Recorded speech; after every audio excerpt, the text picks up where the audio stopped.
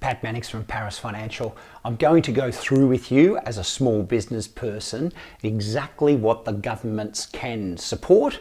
I'll concentrate more on the federal government, but there's a little bit of Victorian-centric stuff here as well. So you should be, as a small business person, in full defensive mode with this virus hanging around and making sure that you've got all the barn doors locked and making sure also you know exactly what you're entitled to. Here's what's out there. The cash boost is the PAYG withholding tax, which is basically anywhere between $20,000 and $100,000 from wages and PAYG withholding tax you pay from the 1st of January 2020 until the 30th of September 2020. Anywhere between $20,000 and $100,000 there. Apprentices and trainees, there's 50% off apprentices and trainees. Now this will work in with JobKeeper, so check with your accountant on this, but it's up to $21,000 to try to keep apprentices and trainees working for small business. This depreciation write-off up to $150,000. Don't know there'd be too many people out there spending up really big at the moment, but it's available to the 30th of June.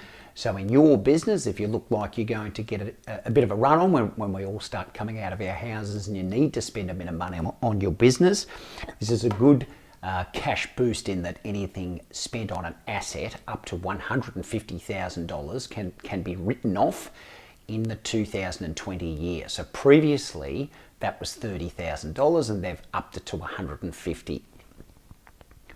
The job seeker came out a few weeks ago, which is people who have lost their jobs. They'll be able to get $1,100 per fortnight via the job seeker. So it's certainly relevant for your employees. You couldn't keep on, but maybe they're casual workers or your business hasn't dropped by more than 30%. Those people will be able to get job seeker. JobKeeper's the big one, the $130 billion thrown at JobKeeper, which is trying to keep people involved within the business, get them still paid an amount by the federal government and keep them close to your business. It's a beauty and it's $1,500 per fortnight per employee. Lots of things around JobKeeper.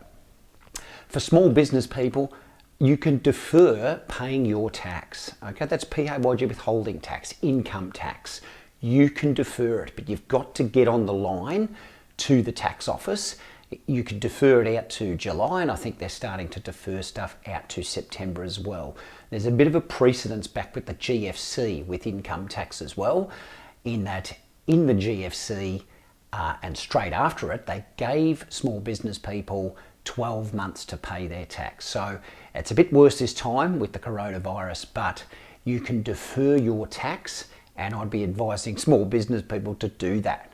Just go very defensive and vary your instalment tax. That's the next one. Vary your PAYG instalment tax. Okay, so the tax office sends out to small business people to pay their tax as they go as a business person during the 2020 year. Those amounts that have come along and they're asking for them now for the March quarter for PAYG instalment tax in individual names and companies of your business, vary them to nil.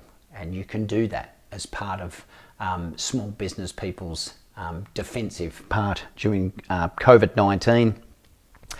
There's $10,000 if you're really desperate, you can get out of super in 2020, and there's $10,000 you can get out in 2021 if you're pretty desperate for some cash out there in small business. The last one's really good for retirees. So retirees have got to take a minimum of 4% and going up from there depending on their age. With this incentive, you only have to take out 50% of what you're required. So if you were required under your age to take out 5% minimum pension from your self-managed super fund, now before the 30th of June, it's only 2.5%. So that's really good for retirees who don't have to draw as much cash, and it gives them some flexibility while the markets are down, the capital markets during the coronavirus crisis. So over to the state taxes now. There's There's a land tax deferral for commercial property in Victoria. It's not a huge one, but it's something. Go and have a look at it. This is the big one for bigger businesses, payroll tax. So any business which has got less than $3 million in gross salaries and wages, and they've paid payroll tax, they'll get a full refund in Victoria. A full refund. So usually it's around about 650,000. When you go above that, you start paying payroll tax in Victoria. Well, anywhere from 650 up to 3 million. Paid payroll tax, you'll get a full refund for the 2020 year, which is a really good one. The $10,000 government grant in Victoria, you'll need to go and apply in the Business Victoria website. They're going to favour hospitality industries, cafes, restaurants, those types of industries first, but you're still a chance to pick up that $10,000, but you've got to put in the form to try to get that $10,000 grant support for small business. So look out for that one as well. A couple of other commercial things you need to keep in mind during this coronavirus crisis is there is commercial rent relief. It's just being fine-tuned by the government at the moment, but ScoMo came out with something last week speaking about commercial rent being reduced for those businesses, okay, who are part of JobKeeper. Okay, so if your business has dropped by more than 30%, it's being fine-tuned at the moment. This is a good one too. Lots of us have got debt. Put your bank on hold. The banks have been good so far. At the moment, they seem to be capitalising interest.